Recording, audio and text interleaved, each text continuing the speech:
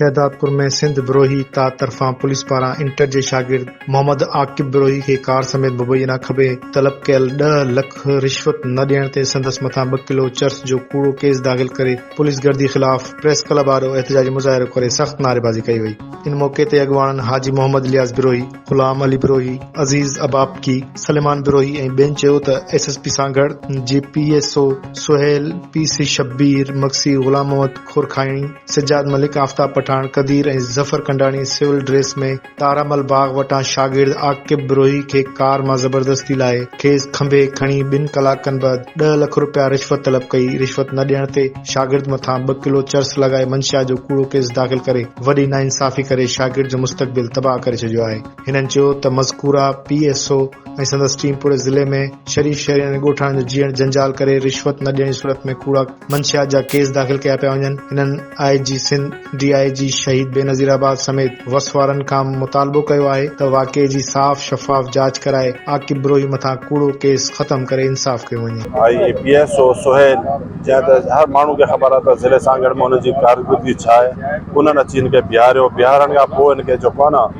यानी ग़लति बयान ॾियारे ऐं छोकिरो बि असांजो PSC जो शागिर्द आहे, हींअर ई दाख़िला वरितो अथसि 27 जनवरी ते। हिन सां नाजाइज़ी कई अथसि, वरी 10 लख जो डिमांड कई, वरी 8 लखनि जो डिमांड कई। त असां इहो ई चयोसीं त भाउ छा जे लाइ मासूम ॿार खे जेको न तव्हां ब्लैकमेल पिया करियो।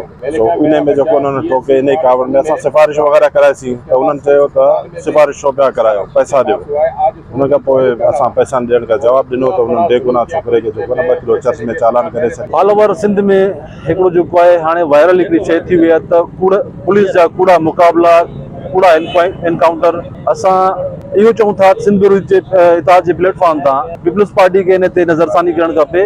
उन्हनि जी गवर्नमेंट आहे त ही सिंध असांजो कहिड़ी तरफ़ वञी रहियो आहे। पुलिस जो केतिरो मोराल किरी चुको आहे जो किथे कूड़ा मुक़ाबला बि छो कराए त किथे नौजवान नस्ल खे कूड़नि केसनि में चालान करे उन्हनि जो मुस्तक़बिल दाव ते लॻाए करे। त अहिड़े तरीक़े सां असांजो चुको आहे साकिब अली बिरोही, जंहिंखे उन्हनि कूड़े केस में मक़सद खे अगवा करे खणी उन खां पोइ माइटनि खे ब्लैकमेल करणु पैसे जे एवज़ एतिरा पैसा ॾींदव त असां चुको छॾींदासीं, न त असां हिन ते केस दाख़िल कंदासीं।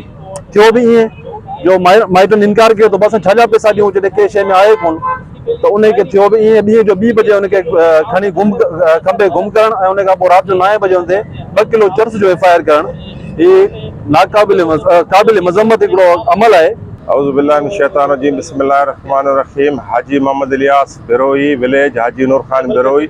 मुंहिंजो फर्ज़ंद BC पार्ट 1 जो कंडोआदम शॉपिंग लाइ वञी रहियो आहे पंहिंजी फैमिली सां गॾु, जेको 7 तारीख़ ते छंछरु ॾींहुं 1:30 वॻे घरां निकितो आहे ऐं कंडोआदम पंहिंजी फैमिली खे छॾे वापसि आयो आहे।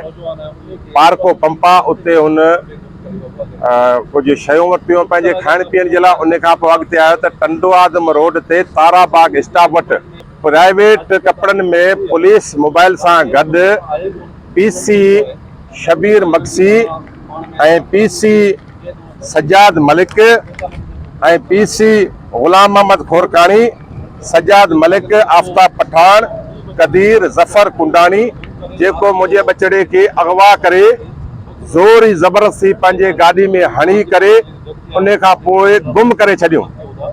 असांखे इतला थियो त बाबा तव्हांजो छोकिरो, पोइ पुलिस वारा ज़िले सांगड़ वारा खणी आहिनि। ही उहो टीम आहे जेको चवंदा आहिनि त PSO स्पेशल टीम जेको SSP जे मातहत हूंदो आहे।